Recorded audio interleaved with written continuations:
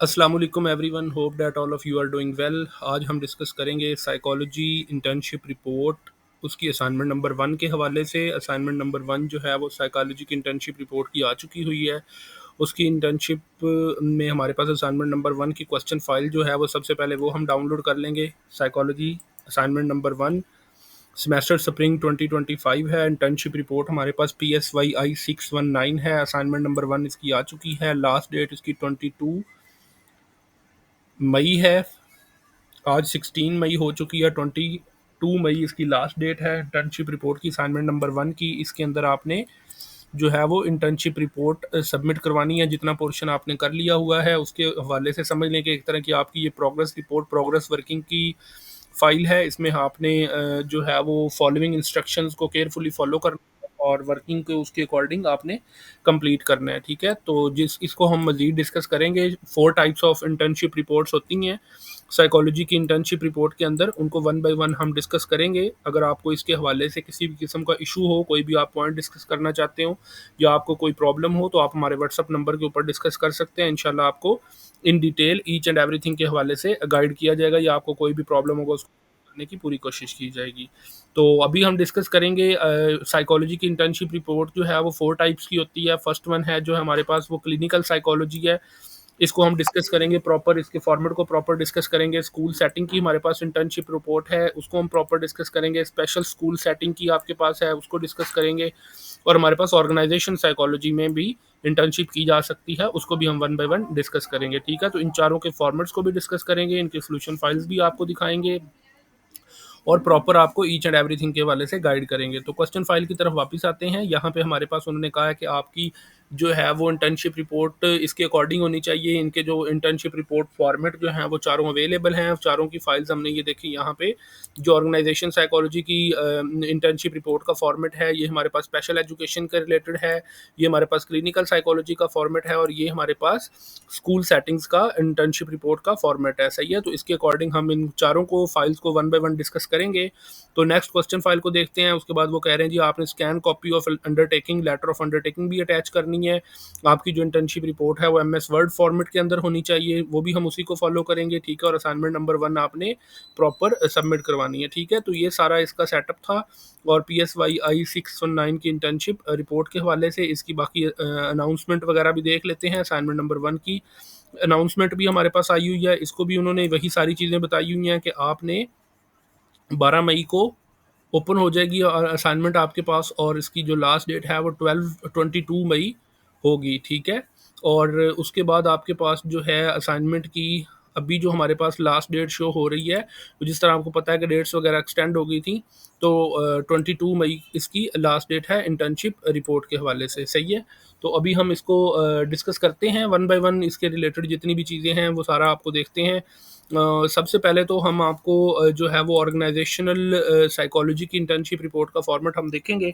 इसमें हमारे पास जो है वो सबसे पहले हमने टाइटल पेज बनाना होता है। टाइटल पेज के अंदर आपने क्या करना होता है, नेम ऑफ ऑर्गेनाइजेशन मेंशन करनी होती है, name of student, student ID, the date of report submission, university name, university logo. ठीक है, तो ये टाइटल पेज आपने इस तरह से बनाना होता है। तो प्रॉपर हम आपको इंटर्नशिप रिपोर्ट बनी हुई भी दिखाएंगे साथ साथ, ताकि आपको सारी चीज़ें क्लियर भी हों। ठीक है, तो इस तरह से आपने ये वाला इंटर्नशिप रिपोर्ट का फॉर्मेट भी जो है वो 100% इस तरह कंप्लीट करना होता है, अपनी सारी चीज़ें मेंशन करके। सही है, उसके बाद आपके पास नेक्स्ट आ जाता है जी, आपने ऑर्गेनाइजेशन साइकोलॉजी के अंदर टेबल ऑफ कंटेंट बनाना होता है। उस चीज़ को आप प्रॉपर मेंशन करते हो। फिर आपने ओवरव्यू ऑफ ऑर्गेनाइजेशन बताना होता है कि जिस ऑर्गेनाइजेशन के अंदर आपने इंटर्नशिप की है, उस ऑर्गेनाइजेशन की आपने डिटेल्स प्रोवाइड करनी होती हैं। ठीक है, ये उसका ऑर्गेनाइजेशन को आपने इंट्रोड्यूस करना होता है, उसका हेड ऑफिस बताना होता है, उसकी प्रोडक्ट लाइन्स बतानी होती हैं, उसके कंपटीटर्स बताने होते हैं। सही है, उसके बाद आपने उसका ऑर्गेनाइजेशनल स्ट्रक्चर बताना होता है, हायरार्की चार्ट आप बनाते हो, उसकी ऑर्गेनाइजेशन के ऊपर कमेंट करते हो, ये वाला स्टेप आप करते हैं। ठीक है, उसके बाद आप उसके एनालिसिस ऑफ HRM फंक्शन, वो जो ऑर्गेनाइजेशन होती है उसके आप HRM का जो डिपार्टमेंट होता है उसको प्रॉपर आप एनालाइज करते हो, उसकी सारी चीज़ों को मेंशन करते हो। ठीक है, उसके बाद आप पेस्ट एनालिसिस उस ऑर्गेनाइजेशन का परफॉर्म करते हो, उसकी सारी डिटेल्स आप प्रोवाइड करते हो। फिर उसके बाद आप उस ऑर्गेनाइजेशन का स्वॉट एनालिसिस करते हो, 600 टू 800 वर्ड्स आप इसको कंप्लीट करते हो।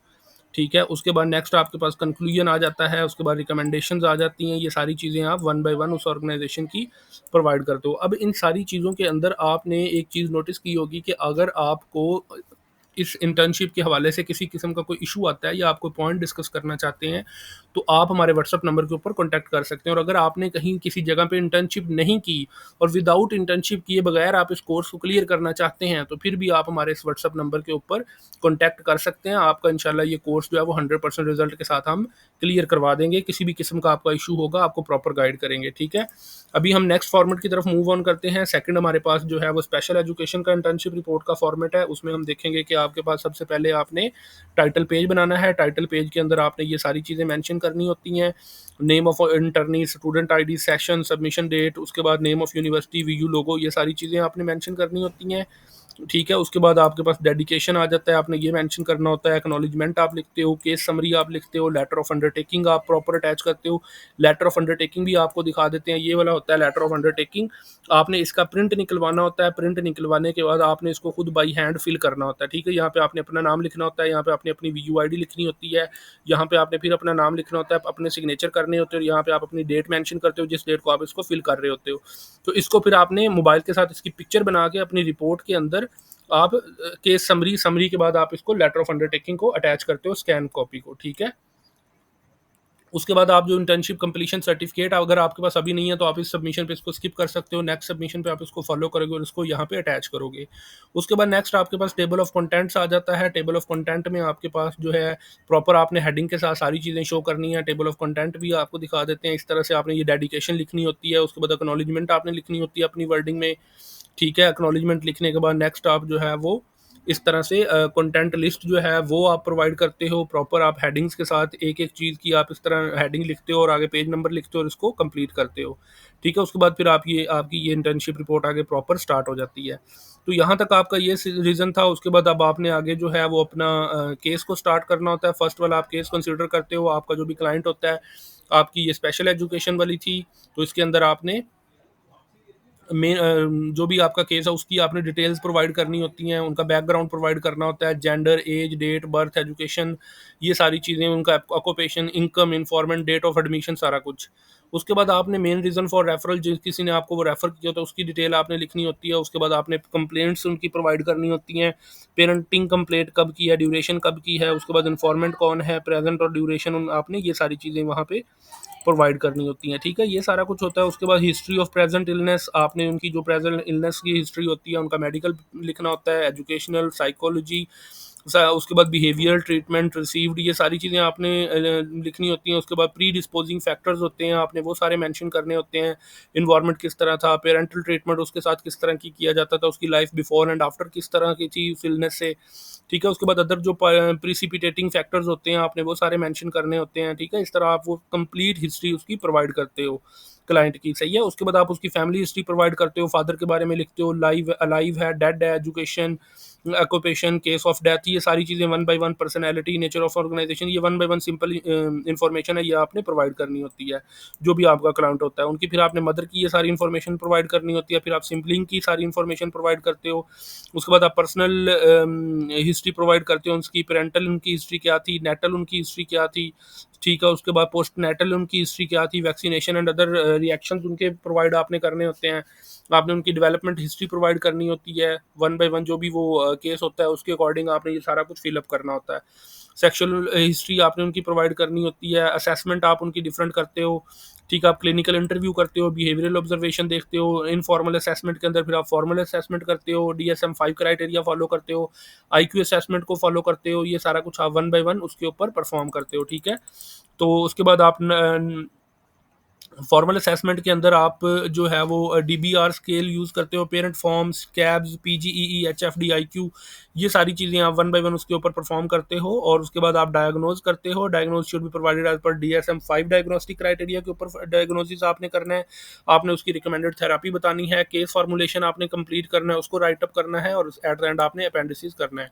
तो ओवरऑल ये आपने मिनिमम 2 केसेस के ऊपर ये वाला सारा परफॉर्म करना है। यहाँ पे मेंशन है take care cases of 2 clients report writing, 2 cases आपने कंसिडर करने हैं स्पेशल एजुकेशन के अंदर, ठीक है। उसके बाद आप क्लिनिकल साइकोलॉजी में आ जाते हो। क्लिनिकल साइकोलॉजी के अंदर भी आपने 2 मिनिमम केसेस कंसिडर करने होते हैं, ठीक है। उसके सारे जो पार्ट्स होते हैं वो सारी चीज़ें आपकी यहाँ पे मेंशन है, ठीक है। उसमें टाइटल पेज आपके पास सबसे पहले सेम उसी तरीके से आ जाएगा, डेडिकेशन, एक्नॉलेजमेंट भी सेम उसी तरीके से आ जाएगी। एग्जेक्टिव समरी आप उसी तरीके से लिखोगे, ठीक है। एग्जेक्टिव समरी के बाद नेक्स्ट आप जो है वो लेटर ऑफ अंडरटेकिंग मैंने आपको दिखाया, लेटर ऑफ अंडरटेकिंग का आप उसी तरीके से मेंशन करोगे। Scan copy of internship completion certificate आपके पास आ जाता है, वो आप अटैच करोगे। टेबल ऑफ कंटेंट मैंने आपको दिखाया, आप उसी तरीके से उसको मेंशन करोगे। फिर आपने जो फर्स्ट वाला क्लाइंट लेना है उसकी पेरेंटिंग कंप्लेन को फॉलो करना है, ड्यूरेशन उसकी मेंशन करनी है, उस चीज़ को आप फॉलो अप करते हो। उसकी हिस्ट्री ऑफ प्रेजेंट इलनेस आप बयान करते हो, फैमिली हिस्ट्री, फादर के बारे में ये सारी डिटेल प्रोवाइड करते हो, मदर के बारे में ये सारी डिटेल प्रोवाइड करते हो। उसके बाद सिबलिंग की बारी आ जाती है, सिबलिंग के ऊपर आप ये सारी डिटेल प्रोवाइड करते हो। उसके बाद पर्सनल हिस्ट्री आपने बतानी होती है, उनकी बर्थ कब हुई, डेवलपमेंट माइलस्टोन क्या है, फिजिकल हेल्थ कैसी है, ट्रॉमेटिक एक्सपीरियंसेस कहते हैं, स्कूलिंग उनकी कैसी हुई है, सेक्सुअल इंक्लिनेशन उनका क्या है। उसके बाद उनकी अगर स्पाउस है, मैरिशल हिस्ट्री आपने बतानी होती है, चिल्ड्रंस के बारे में बताना होता है, ऑक्यूपेशनल हिस्ट्री जॉब के रिलेटेड बताना होता है, ठीक है। उसके बाद आप ये सारी चीज़ें प्री मॉर्बिड आप पर्सनैलिटी के बारे में ये सारी चीज़ें चेकलिस्ट बनाते हो, ठीक है। उसके बाद आप असेसमेंट करते हो, 2 टाइप्स की असेसमेंट करते हो, एक आप इनफॉर्मल करते हो बेस लाइन चार्ट और सब्जेक्टिव रीडिंग के ऊपर, दूसरी आप फॉर्मल असेसमेंट करते हो।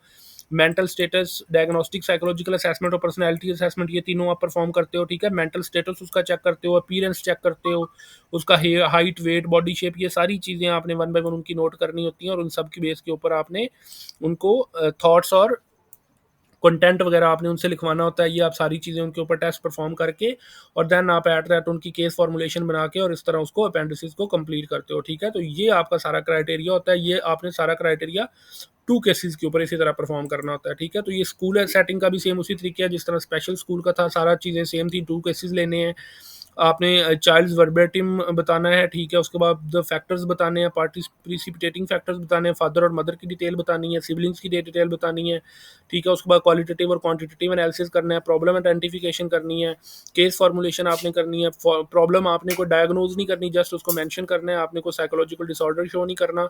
सिंपल स्कूल सेटिंग के केसेस के अंदर इस तरह आपका ये कंप्लीट जो है ये वाला पोर्शन भी कंप्लीट हो जाता है।